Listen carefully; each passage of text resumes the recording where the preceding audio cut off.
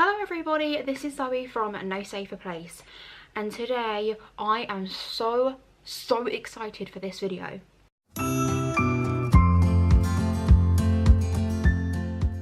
It's kind of funny that I said a few days ago that I hadn't read any books and I wasn't sure if I was going to read again because I was in a reading slump. Then I went into Asda and I saw this. It was out 2 days early. I even had trouble scanning it. It even said, please give this item back to a member of staff because they were clearly not meant to have had it out. I protested and told them, I need it in my life, give it to me now. And, you know, they gave it to me. And I went home and I finished it in just under an hour. So today I'm here giving you a review of the screenplay of The Crimes of Grindelwald. I'll be honest, before I start this review, 1, I haven't seen the film, and 2, I usually really struggle with screenplays, and I feel like with the Harry Potter ones you can really tell that they've just been made as a money marketing thing. Let's be honest, they only bring the books out so they can earn more money, and I think with these books it is pretty obvious. That is not to say I didn't enjoy it, because I absolutely loved it, but that's the mind frame that I usually go into when I'm reading a screenplay, especially the Harry Potter ones. So to be honest, I wasn't expecting much because of the previous few I've read, but this one was actually the best one that has been released so far. I really enjoyed it, and there was so much that happened in this book that I just was not expecting. So let's get on with the review. Now I'll start with the things that I didn't really enjoy. There was one part near the end where there was like a massive fight scene. I won't say who it's between or anything like that, but I'm sure if you've seen the trailers you will know. But there's this massive fight scene, and you know that if this was a visual it would be like a 20-minute epic battle with really packed out scenes which were just amazing. And there was one part of the book where it literally just said they fought the battle, and I just thought, wow, that is like the least amount of detail I've read about anything ever.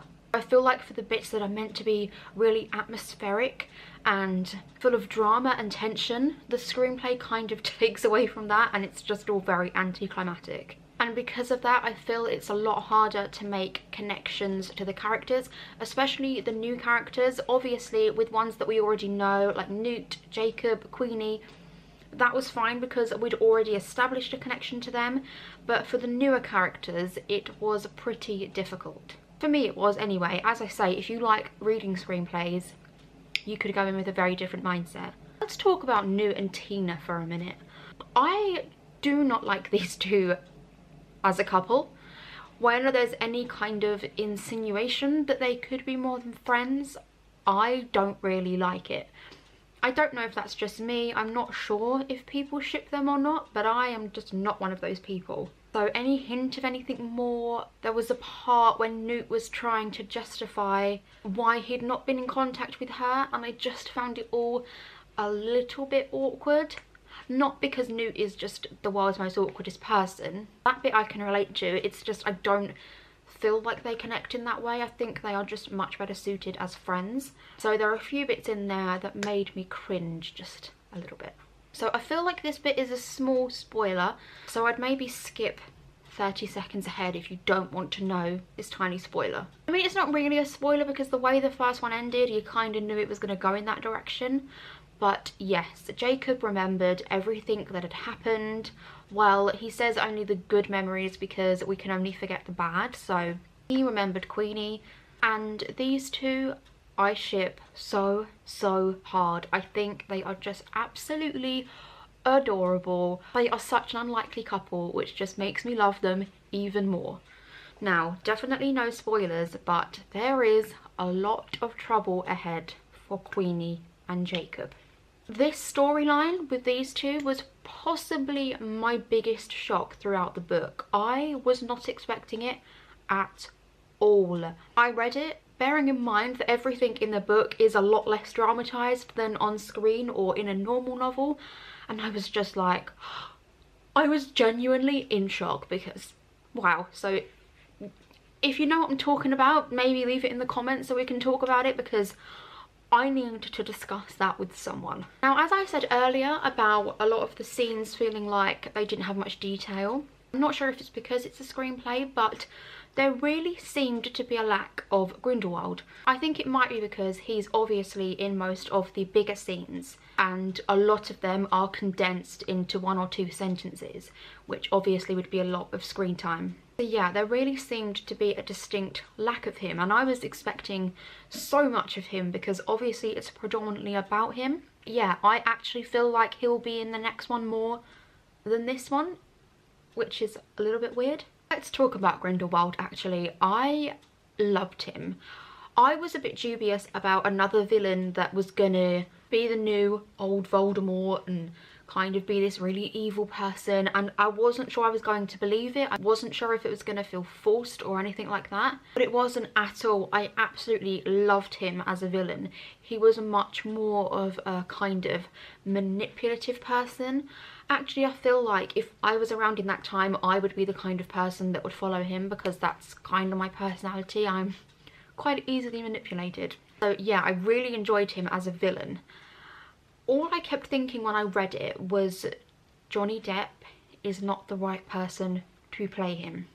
Not just because of the obvious reasons that I won't go into because that isn't this kind of video, but I just didn't feel like he captured this essence of what Grindelwald was supposed to be. Again, I don't know if that's just me. I might feel differently when I've seen it, but even from the first sentence about him, which was, "The long-haired, bearded Grindelwald sits motionless, magically fixed to a chair." Like, the first person that comes to my head is nothing like Johnny Depp, or even anything like the visual we have in the trailers. I just imagined something very different. While we're talking about him, let's get talking about Dumbledore. Now, reading about young Dumbledore, especially knowing that he's being played by Jude Law, this was like the most exciting thing in the book for me because I was just so excited. Every time I was reading scenes that involved young Dumbledore, I just thought Jude was absolutely spot on casting. I may be a little biased because, you know,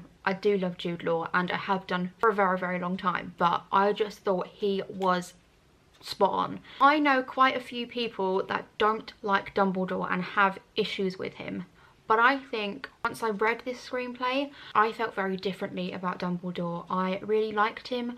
I had a newfound respect for him. There is a point in the book where we find out why Dumbledore cannot fight Grindelwald, and I think it's nice to see someone that's portrayed as a hero doing some questionable things in the past, especially out of love, and this one really kind of tore at my heartstrings. I just really liked seeing the more vulnerable side of Dumbledore, which we never really got to see in Harry Potter because he was the headmaster and he was in a very different mindset and a different place in his life. So yeah, I really enjoyed that new take on Dumbledore. Another thing I really loved was finding out more about Nicholas Flamel. Now, he was obviously mentioned in the Philosopher's Stone, and I think if you loved Harry Potter, you will love knowing more about him. He's only in it for a very brief time in the book. Obviously on screen he might be there a bit longer, but he was literally only in 1 or 2 scenes in the book, but it was so nostalgic and I was absolutely living for it. While we're talking about nostalgia, Nagini, let's talk about Nagini. I know a lot of people weren't happy about how this played out and that Nagini was really a human person, and honestly I found the whole thing very forced and very irrelevant. It just didn't seem to fit in with what was going on in the story. It just felt like it was put there just for the sake of being put there, not because it really brought anything to the story. I know a lot of people felt like it was an afterthought to the story, and in reading it, it very much felt that way, which made the whole thing a little bit awkward and uncomfortable for me, especially as she had used Nagini as a way to add diversity to the film and the script. So yeah, I really was not a fan of that. But I might feel differently when I see the film, but I really did not like that in the book. Let's talk a little bit about Bunty. Now, Bunty is a new character that I instantly clicked with. She works with Newt, looking after the magical creatures, and she is the thirsty fangirl in all of us. Honestly, The amount that she thirsts after Newt and the things that she says, I feel like every single girl in the audience who likes Newt can relate. I mean, I'm more of a Dumbledore girl now, but I could relate to how much she wanted him, and Newt's just pure obliviousness to everything that was going on around him, which is just typical Newt style. So I don't actually know what she looks like, but I cannot wait to see her and see how she's portrayed. I hope she is as funny in the film as she is in the book, because she was a great addition. Now, in the first film and the first screenplay, I didn't really connect to Newt as much as everyone else seemed to. Everyone else seemed to really like him, and he quickly turned into everyone's favourite character, but for me, I didn't get that in the first film.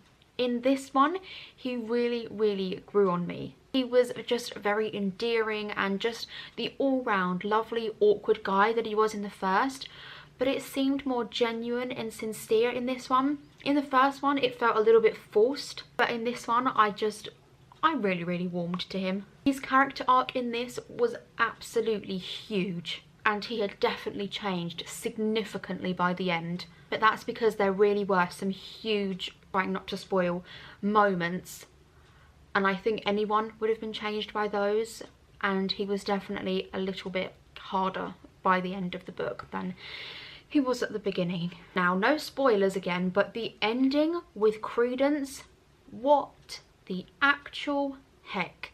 I'm just shook. Like, still, I am just shook. The things that happened with Queenie and Jacob and the thing that happened with Credence at the end, no. I was not prepared for that. Wow. I cannot even put into words what those scenes did to me. Like, the last page of the screenplay, I literally read it like, whoa.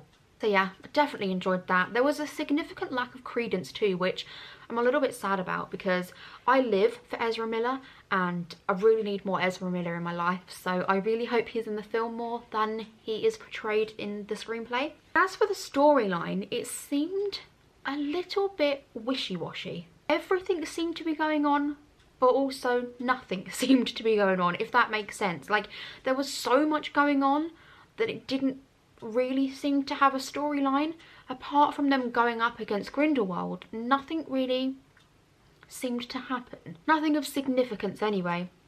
Again, I don't know if that's just the screenplay making it come across that way, but that's just how I felt. As I said at the beginning, when I read books like this, my mind does tend to go off on a tangent sometimes, and I just kind of lose track of what I'm reading because it doesn't really capture me as much as normal books. Yeah, I do think they could have made the storyline a little bit more concrete so we knew the direction it was heading, because in the book it all feels a little bit disgenuine, because one minute there's this really hilarious scene or really touching scene between two characters, and then like the next line something crazy is happening and then there's a fight going on, and it just seems a bit, and again, that's just screenplays for you. Overall, I have to say I really enjoyed it. As I said at the beginning of the video, it was my favourite screenplay that I've ever read, especially in the Harry Potter universe. It was the strongest one for me. It was definitely a lot darker than the first one. I feel like the first one was just a tiptoe into what was coming in the next books, and yeah, it definitely didn't disappoint me. The way that the story went, the shocks, the surprises, it definitely lived up to what I was hoping for. There was definitely a lot of magic in it, which I really wanted. There was still an abundance of fantastic beasts, which I really was skeptical about. I thought they would lose that magic and not show them as much, but I really thought they would lose the idea that it was supposed to be about fantastic beasts, but they didn't. They still featured very heavily, and I hope that they come across that heavily in the film, because honestly, the magical creatures are my favourite part. I love Nifflers. I want a Niffler for myself so bloody much. So yeah, it was definitely magical creatures and magic heavy, which is definitely its intent, and I enjoyed it so much more than I thought I was going to. I am so looking forward to the film now. I might do a review of that when I go and see it, hopefully in the next few days. I don't really do well at the cinema. I like for it to be very quiet when I go. So yeah, definitely go and pick this book up. It is definitely worth it, and if you've read it or seen the film and have any comparisons, let me know in the comments below and we can get talking, because I'm very, very excited to discuss this. I hope you all have enjoyed this video. Let me know what you would like to see more of on my channel, and I hope to see you all again soon. Thank you. Bye.